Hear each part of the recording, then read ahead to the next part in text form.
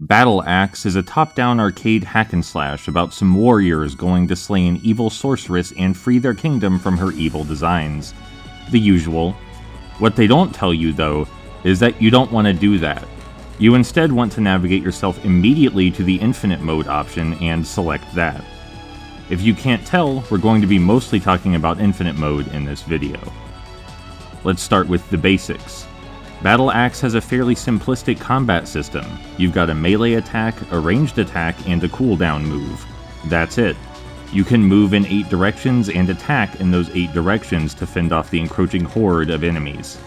In Infinite Mode, they spawn all around you in an increasingly rapid stream, which might seem a bit unfair given your limited repertoire, but it's actually quite perfect thanks to good old game balancing.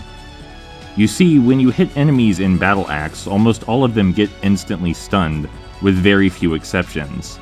This encourages the player to immediately react to changes with ravenous, targeted offense.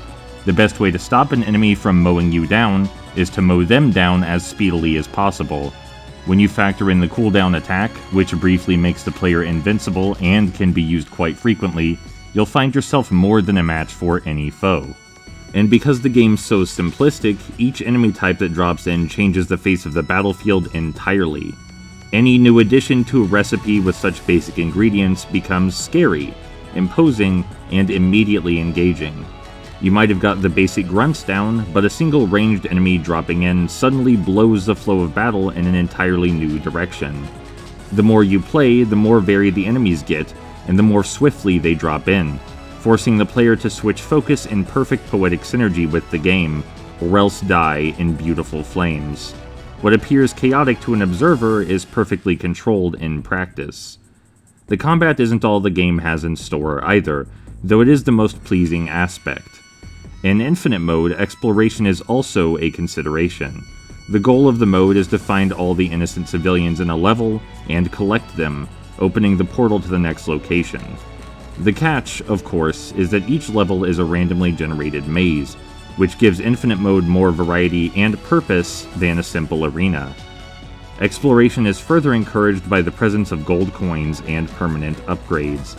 You can find gold coins from defeating enemies or opening chests, then spend them on valuable offensive items or upgrades to your character's health, damage output, and speed. This adds a whole new area of consideration to the game flow. You could hang out in a single room and farm monsters for coins, for example, at the risk of taking more damage than you can offset with the upgrades you'll buy. There's a lot of naturally emergent depth like this. Perhaps needless to say, I think Infinite Mode is the bee's knees. Calling it perfect may be a bit too far, but it is spectacular and it makes the most of its mechanics.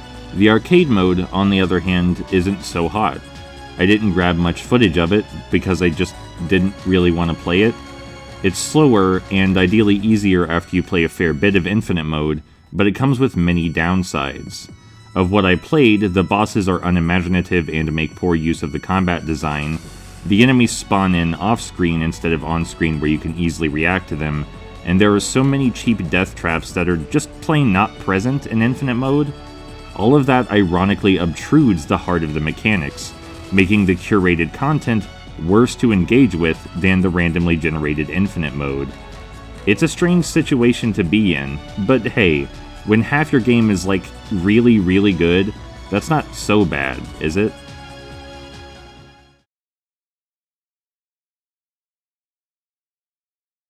Hey, it's the end of the video. Before we end though, I wanted to talk about an excerpt from a Steam review I thought was really, really stinky. Honestly, it's too hard. I see they were aiming at an arcadish feel, but come on, where are the quality of life improvements? We are not in the 90s anymore. The game is lacking so many things, like basic saving system or checkpoints. The limitations listed here are not mere inconveniences. They're not outdated design either. There's no such thing. The limitations listed here are instead tools. Tools used in purpose of a greater theme or idea. The reason arcade mode is bad is probably not because it requires memorization or wants to be like old arcade titles. You can make a good game without checkpoints and saves. You can make a good game that requires heavy map memorization. Everything about the aesthetics and artistic direction of Battle Axe suggests it's mimicking arcade titles as closely as possible. The limitations are there to encourage intimacy with the level design. Arcade mode's genuine fault is that its design just doesn't play nice with the combat mechanics. All challenge comes from limitation, and we should allow developers to use the limitations they like in pursuit of the theme of their work. With that out of the way, it's time to talk about Patreon. I have several lovely patrons, and this is where I list them. Here we go. My wonderful supporters are iPompous, Anonymous, Jay, Marth Sinclair, Mighty Minimalist Power Rangers, Sam Anderson, Some Call Me Anto, and Wapoza. A link to the Patreon is in the description. Thank you all so much for your time and thoughts, and I'll talk to you in the next video.